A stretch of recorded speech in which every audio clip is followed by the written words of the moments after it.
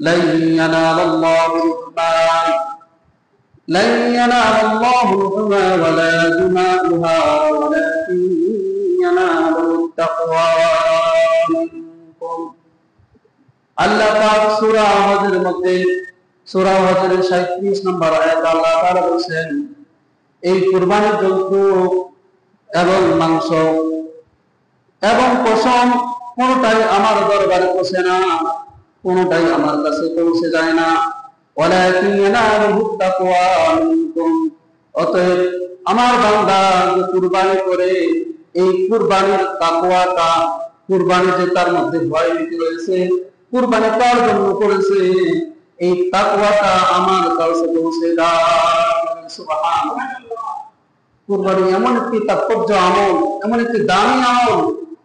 এই কুরবানির কিছু কিছু ভুল রয়েছে, ভুলগুলোর কারণে যদি আপনি কুরবানি করেন, ভুলগুলো বুঝতে পারতেছেন না, তাহলে আপনার কুরবানি লাখ টাকার গরু শুধু গোশত খাওয়া হবে, কুরবানি আর হবে। কুরবানিকে বিশুদ্ধ করার জন্য মহান আল্লাহ পাকের দরবারে কবুল হওয়ার জন্য যে শর্ত রয়েছে, তার 1 নাম্বার শর্ত হচ্ছে আপনার টাকা হালাল হইতে হবে।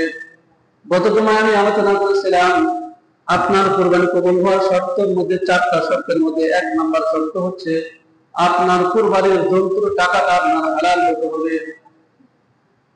আপনি যদি আপনার টাকা হারাম টাকা দিয়ে কুরবানি ক্রয় করে থাকেন, নিজে যদি বুঝতে পারেন যে আমার এখানে কিছু টাকা হালাল আছে আর কিছু টাকা হারাম আছে, তাহলে আপনি তাদেরকে বলে দেন যে ভাই, আমার একটু সমস্যা আছে, আমি মনে হয় কুরবানি দিতে পারতেছি না।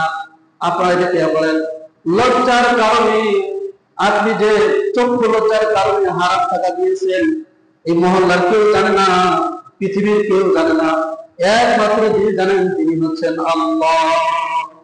সেই দিনকে আমাদের মাঝে যখন আল্লাহ ধরবেন, বান্দা আমি তো সবার উপরে কুরবানি খরচ করে নেই, এবং এই কথা স্পষ্ট ভাবে বলে দিয়েছি সূরা তাওবার 37 নম্বর আয়াতে।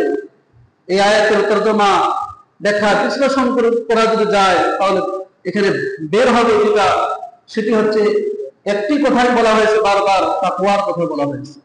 লিল্লাহি, আল্লাহর জন্য, ইন্না সালাতি ওয়া নুসুকি ওয়া মাহইয়ায়া ওয়া মামাতি লিল্লাহি রাব্বিল আলামিন। যেহেতু আমরা কুরবানির গরু ক্রয় করে ফেলেছি, কিনে ফেলেছি, এখন যে আমাদের সামনে যে কাজগুলো রয়েছে, এই কাজগুলো বিষয় নিয়ে আলোচনা করার জন্য চেষ্টা করব। সামনে যে বিষয়গুলো আছে সেই